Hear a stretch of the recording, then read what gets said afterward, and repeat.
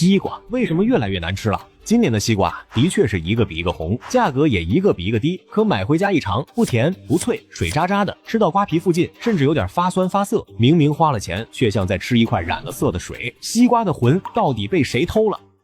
有专家说了，消费者的感觉不是错觉。今年市面上的西瓜品质相比往年整体确实要低一些。今年5到6月，国内多数西瓜产区雨水偏多，土壤湿度过高，导致西瓜果肉水分太足，糖分被稀释了。雨天多，晴天自然就少，光照严重不足，西瓜的糖分合成大幅减少。再加上春季整体气温偏低，昼夜温差缩小，糖分积累也不充足。而这3件事凑一块，瓜就废了。湖南的情况更典型，今年3到6月，湖南遭遇了罕见的长时间连续阴雨天气，尤其是5到6月份，西瓜膨瓜期的连续降雨，直接阻碍了糖分积累。而且湖南西瓜种植仍以陆地栽培为主，设施栽培占比不足40%，露天瓜没法像大棚那样避雨控水，雨水一泡，根系活力下降，品质自然打折扣。所以今年西瓜不好吃，老天爷是第一责任人，天气背锅。这个解释听上去合理，但你仔细想想，过去30年，难道年年都下雨吗？为什么我们记忆里的西瓜好像越来越不是那个味儿了？气候只是压垮骆驼的最后一根稻草，真正的问题埋在更深的地方。品种变了，我们小时候吃的西瓜是什么品种？黑籽，大个儿，皮厚，甜的齁嗓子。现在的西瓜呢？8424，美都、麒麟瓜，白籽，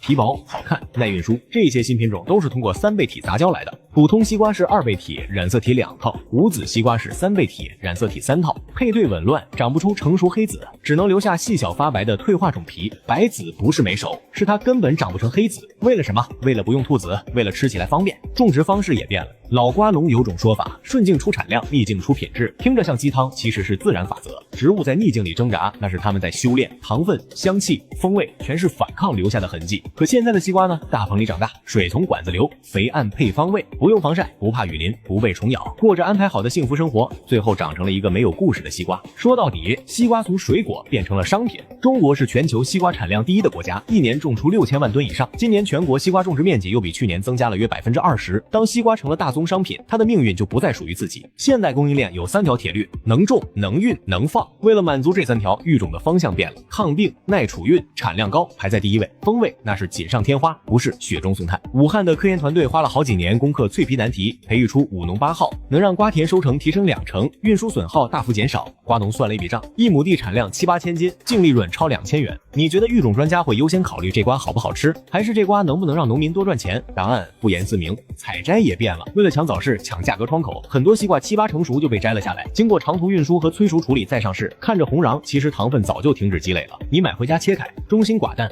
靠皮发白，吃着不甜还发硬。今年的西瓜市场很有意思，价格暴跌，多地出现1元瓜，吃瓜自由是个好词，几块钱就能买一个10几斤的大西瓜，这在日本、韩国想都不敢想。但这种自由是有代价的，但代价是什么？是切开一颗瓜，再也闻不到那种扑面而来的清香。所以说，西瓜的魂不是天气的原因，而是我们自己。是我们想要又大又红的瓜，于是育种专家把决定糖分的基因改掉了；是我们想要不用吐籽的瓜，于是3倍体杂交成了主流；是我们想要便宜又耐放的瓜，于是耐储运成了第1选育标准；是我们想要1年4季都能吃上瓜，于是大棚种植反季节上市成了常态。每一次想要，都在西瓜身上划一刀。那些裂开的西瓜，带点绿皮的西瓜，一碰就碎的西瓜，它们不标准、不耐运、不好卖，但它们藏着太阳的味道、土壤的味道、风的味道，那份不完美的真才是我们怀念的西瓜味儿。可是如果货架上真的出现了一颗裂着缝、沾着泥、歪歪扭扭的老品种西瓜，旁边摆着一排又圆又红又便宜的无籽瓜，你真的会选那颗不完美的真吗？